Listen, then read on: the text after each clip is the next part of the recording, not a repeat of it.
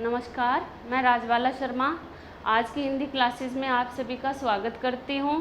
जैसे कि पहले वाली वीडियो में +2 क्लास की जो हिंदी की बुक है उसमें तुलसीदास जी की कविता है लक्ष्मण मूर्छा राम विलाप।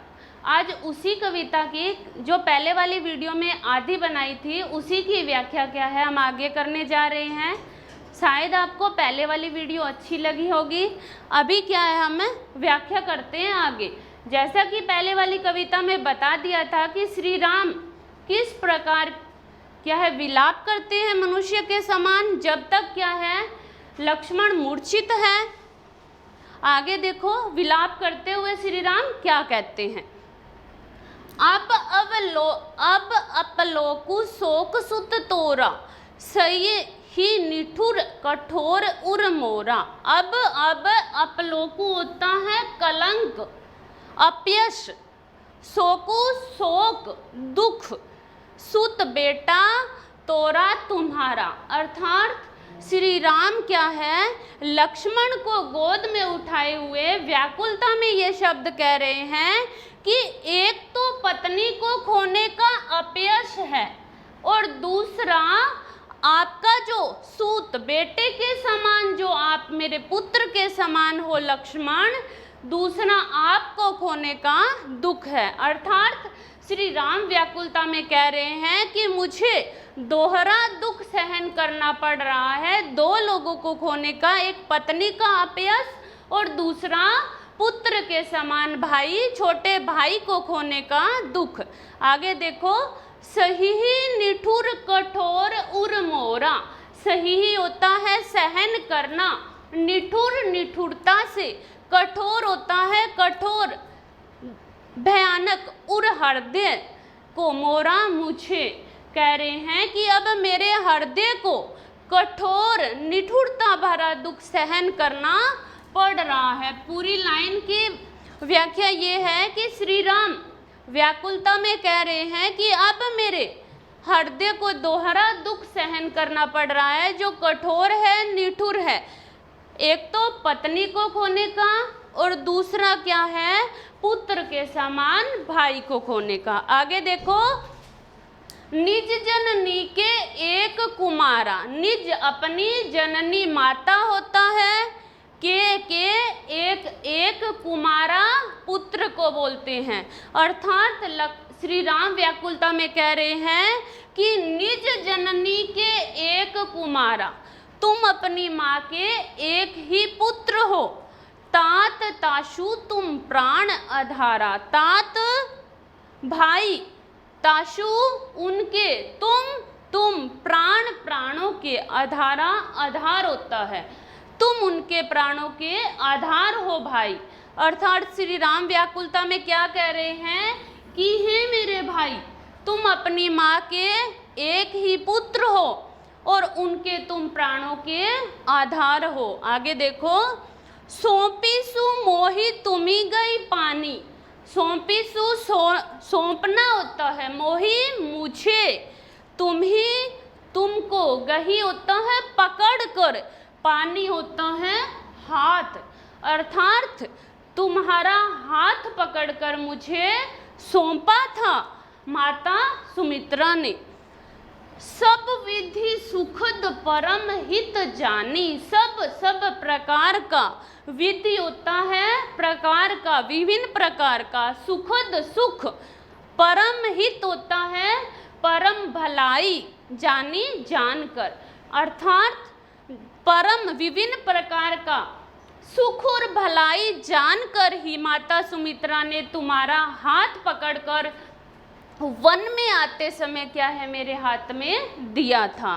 पूरी लाइन की तीनों की व्याख्या बता रही हूँ। श्री राम व्याकुलता में कह रहे हैं कि मुझे दोहरा दुख सहन करना पड़ेगा, एक पत्नी का अपयश और दूसरा सबसे बड़ा दुख है पुत्र के समान बेटे को खोना। और हे लक्ष्मण, तुम अपनी माता के एक ही संतान हो, एक ही पुत्र हो। तात ताशु तुम प्राण आधारा, उनके तुम प्राणों के आधार हो। सोपी सु मोहि तुम गई पानी, सब विधि सुखद परम हित जानी। सब प्रकार का सुख और भलाई जानकर माता ने तुम्हारा हाथ पकड़कर मेरे हाथ में सौंपा था। आगे देखो, उतरू काहे देहु तेहि जाई। उतरू उतर होता है काहे क्या, देहियु देऊंगा तेहि तुम्हारे बारे में जाई जाकर। अब वापस जाकर तुम्हारे बारे में क्या उत्तर दूंगा उनको। उठी किनी मोही सिखावहु भाई। उठी किनी उठ करके, मोही मुझे, सिखावो होता है समझा देना। भाई भाई, हे भाई तुम उठ करके मुझे कुछ सिखाते क्यों नहीं, मुझे कुछ समझाते क्यों नहीं, मुझे क्या है संभाल क्यों नहीं रहे, मैं इतना व्याकुल हो रहा हूँ। बहुविधि सोचत सोच विमोचन। आगे तुलसीदास जी ने क्या लिखा है, बहुविधि सोचत सोच विमोचन, स्त्रवत सलील राजीव दल लोचन। बहुविधि होता है विभिन्न प्रकार के, सोचत सोच करके, सोच विमोचन होता है दुख से मुक्त करना। कह रहे हैं तुलसीदास जी कि विभिन्न प्रकार के लोगों को दुख से मुक्त करने वाले, लोगों का दुख समाप्त करने वाले श्री राम। स्त्रवित होता है बहना, सलील राजीव दल लोचन, सलील होता है आंसू, राजीव दल लोचन होता है कमल के समान नेत्र। अर्थात श्री राम जो सबका दुख हरने वाले हैं, सबको दुख से मुक्त करने वाले हैं, आज उनके कमल के समान नेत्रों से आंसू बह रहे हैं। लक्ष्मण के मूर्छा होने पर उमा एक अखंड रघुराई, उमा पार्वती को बोलते हैं, अर्थात शिव पार्वती से कहते हैं। उमा एक अखंड होता है अनंत, जिसके खंड न किए जा सके, जिसके टुकड़े न किए जा सके। उमा एक अखंड रघुराई, रघुराई बोलते हैं रघुकुल के राजा श्री राम। उमा पार्वती माँ को शिवजी समझा रहे हैं कि श्री राम जो रघुकुल के राजा है वो अनंत है। उन्होंने ये नर लीला किस लिए की है, देखो, नर गति भगत कृपाल देसाई। नर गति मनुष्य के समान, भगत अपने भक्तों पर कृपाल कृपा दिखाने के लिए उन्होंने जो ये नर लीला की है वो अपने भक्तों पर, भक्त जनों पर कृपा दिखाने के लिए की है। देखो नीचे वाली तीनों लाइनों की इकट्ठी व्याख्या। उतरू काहे देहु तेहि जाए, उठ किनि मोहि सिखावत भाई। श्री राम व्याकुलता से कह रहे हैं कि मैं जाकर के क्या उत्तर दूंगा, तुम उठ करके मुझे संभाल क्यों नहीं रहे, मुझे समझाते क्यों नहीं। विभिन्न प्रकार के दुख हरने वाले, सबको दुख से मुक्त करने वाले श्री राम, जिनके क्या है कमल के समान नेत्र है, उनसे आज आंसू बह रहा है। आगे पार्वती माता को शिवजी समझा रहे हैं कि हे पार्वती, श्री राम जो है वो अनंत है, ये उनकी नर लीला है, नर के समान ये लीला कर रहे हैं, मनुष्य के समान लीला कर रहे हैं अपने भक्तों पर कृपा दिखाने के लिए। आगे देखो, प्रभु प्रलाप सुनि कान विकल भय वानर निकर, आई गयो हनुमान जिमी करुणा में वीर रस। अर्थात प्रभु श्री राम का प्रलाप होता है विलाप करना, सुनी सुनकर के, कानों से, विकल व्याकुल हो गए, भय हो गए, वानर निकर होता है समूह। क्या है, श्री राम का प्रलाप, श्री राम का व्याकुल हुए प्रलाप दुख देख कर, क्या है रोता हुआ चेहरा देखकर वानरों का जो समूह है वहां पर था, वो भी क्या है व्याकुल हो गए, विकल भय व्याकुल हो गए। आई गयो हनुमान जी में, आई आना होता है, गए हैं। हनुमान जिमी इतने में क्रूणमह वीर रस, जैसे क्रूण रस में क्या है, वीर रस भर देना। अर्थात वहाँ का दृश्य बताया है तुलसीदास जी ने कि किस प्रकार श्री राम व्याकुल हो रहे थे, पूरी वानर सेना रो रही थी, और जहाँ रोता हुआ दृश्य दिखाते हैं कवि अपनी कविता में, वहाँ होता है क्रूण रस। और जैसे ही हनुमान जी सजीवन बूटी लेके आते हैं तो सभी में जोश भर जाता है, सभी खुश हो जाते हैं। और जहाँ जोश भरने वाला भाव प्रकट हो जाए तो वहाँ कहते हैं वीर रस। अर्थात जैसे ही हनुमान जी का आगमन हुआ तो क्रूण रस वाला दृश्य क्या है, वीर रस में बदल गया। पूरी दोनों लाइनों की व्याख्या इकट्ठी। प्रभु श्री राम के साथ क्या है, व्याकुलता में देखकर वानर समूह भी व्याकुल हो गया, रोने लग गया। इतने में हनुमान वहां पर आ जाते हैं, जैसे क्रूण रस में उनके आने से वीर रस भर दिया। अर्थात शोक का वातावरण उन्होंने खुशी उल्लास में बदल दिया। आगे देखो, हर्षी राम बटेहु हनुमाना।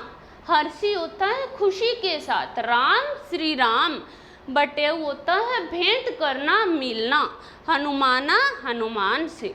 जैसे ही हनुमान आते हैं तो श्री राम खुशी के साथ उनसे भेंट करते हैं, उनसे मिलते हैं।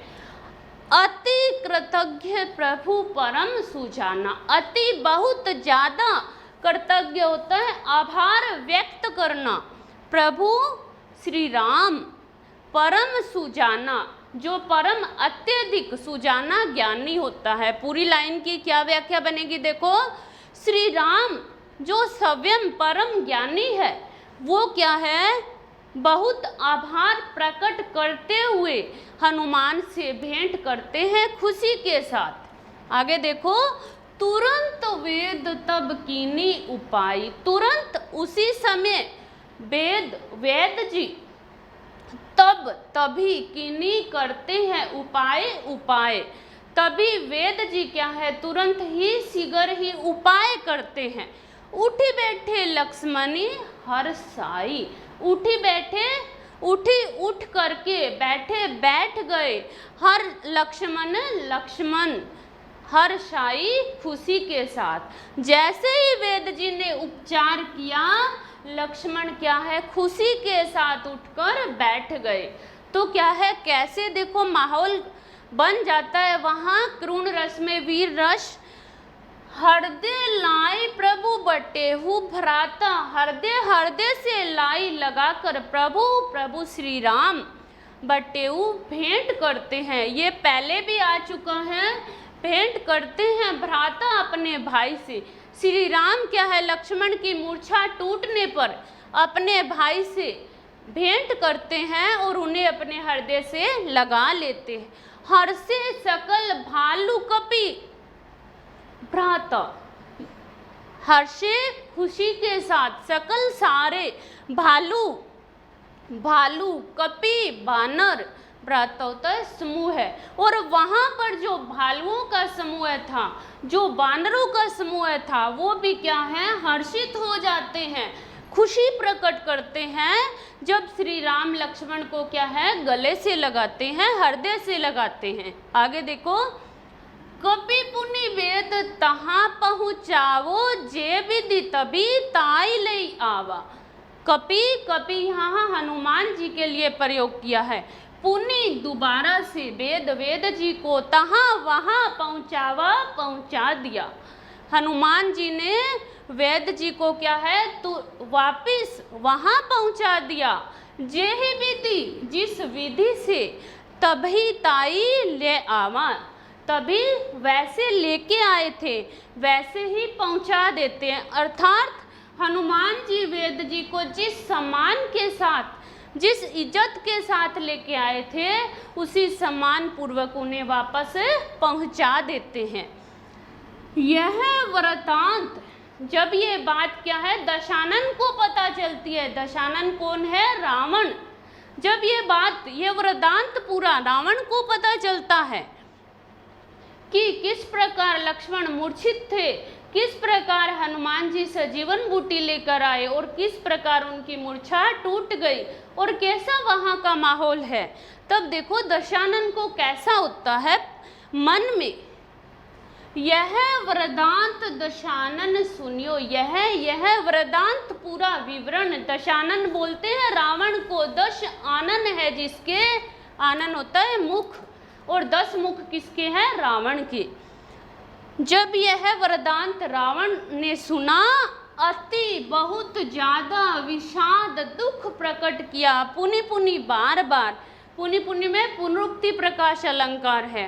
पुनि पुनि सिर धुनेऊ, अब सिर धुनेऊ होता है सिर घुमा घुमा कर, क्या है वो बहुत ज्यादा दुख प्रकट करते हैं, सिर घुमा घुमा कर क्या है विषाद प्रकट करते हैं कि ऐसा हुआ तो हुआ कैसे।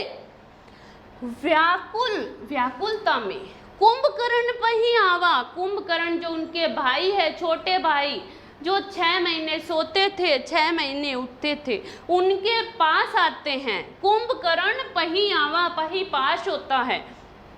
तब क्या है, रावण व्याकुल होकर कुंभकर्ण के पास आता है। विविध जतन करी ताही जगावा, विभिन्न प्रकार का जतन होता है, प्रयत्न करी करके ताही उसे जगावा, जगाते हैं। तब वो विभिन्न प्रकार के प्रयत्न करता है, विभिन्न जतन करते हुए क्या है कुंभकर्ण को जगाने का प्रयास करता है।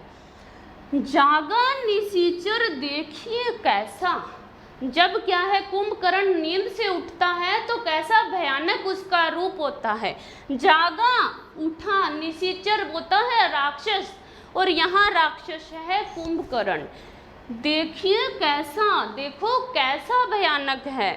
मानहु मान लो, कालु देह धरी बेसा, कालु मृत्यु होता है, देह शरीर धरी धारण करना वैसा।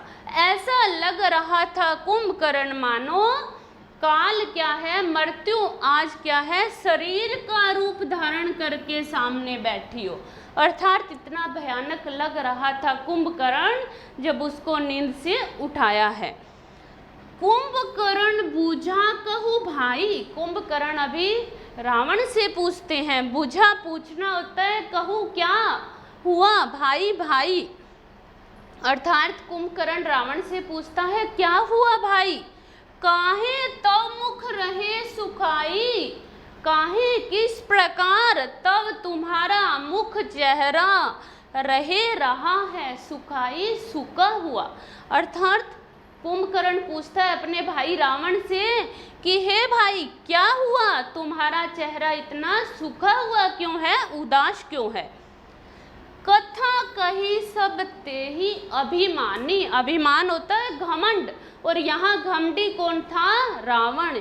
क्यों, क्योंकि उसको अपने ज्ञान पर धन दौलत पर बहुत ज़्यादा घमंड था।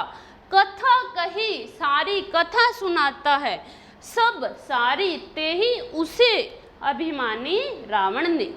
तब रावण ने सारी कथा कह डाली, किसको, कुंभकर्ण को।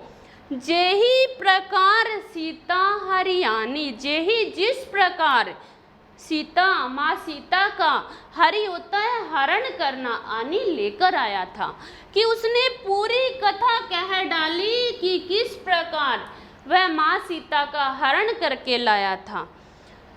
तात कपीने सब निशिचर मारे, आगे बताता है तात तब हे भाई कपीने वानरों ने सब सारे निशिचर राक्षस मार डाले हैं। तब वो बताता है कि सारी वानर सेना ने क्या है हमारी राक्षस सेना पर भारी पड़ रही है, उन्होंने सारे राक्षस मार दिए। अभी वो बताएगा महा जोधा संहारे, महा बड़े बड़े जोधा योद्धा जो मेरी सेना में थे संहारे मृत्यु के शिकार हो गए हैं।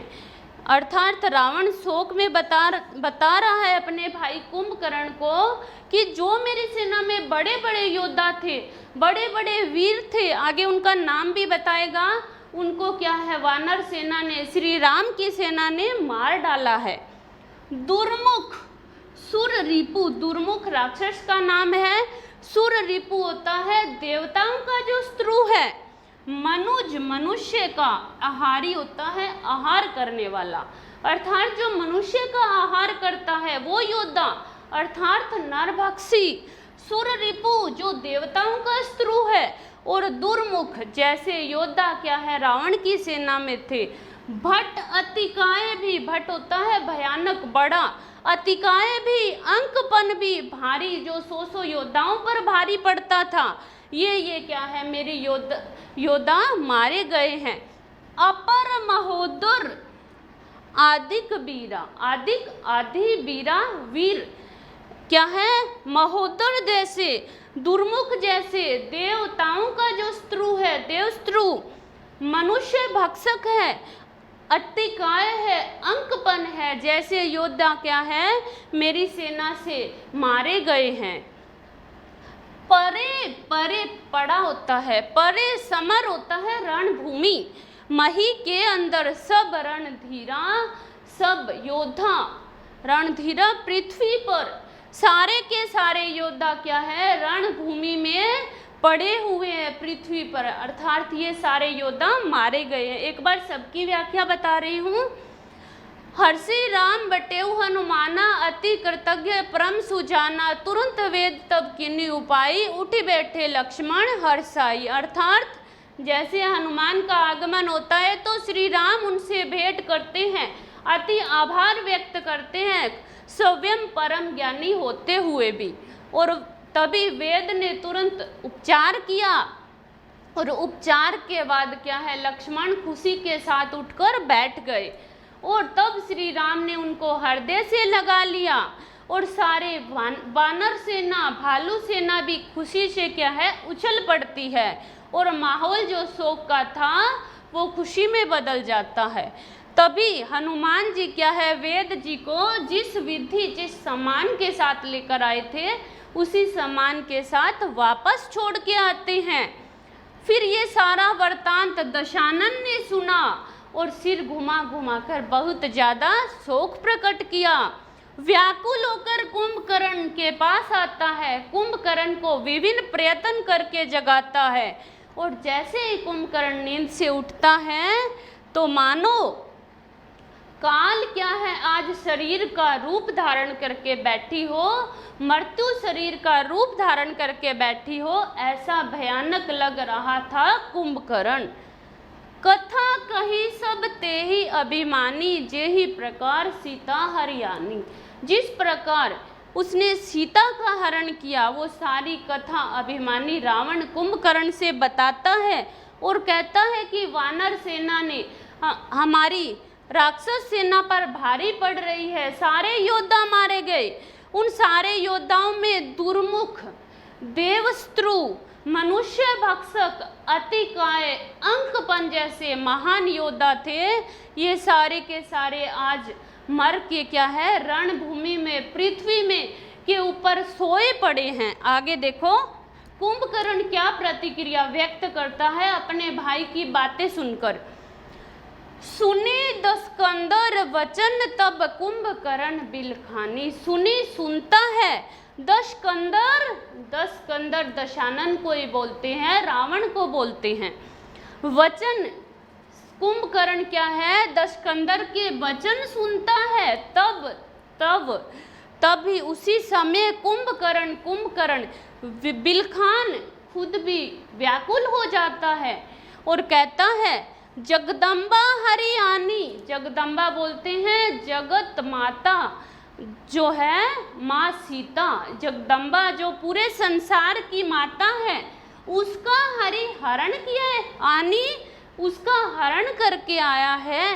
अब सट चाहत कल्याण सट होता है दुष्ट, हे दुष्ट अब कल्याण चाहता है। अर्थात कुंभकर्ण भी व्याकुलता में क्या कहता है कि दशकंदर की बात सुनकर कहता है कि तुम जगत माता सीता का हरण करके आए हो, और व्याकुलता में कहता है दुष्ट अब क्या है अपना कल्याण चाहते हो, ऐसा होना संभव नहीं है। आपको आज की क्लास यहीं, आज की पूरी कविता समाप्त हो जाती है। धन्यवाद। जय भारत।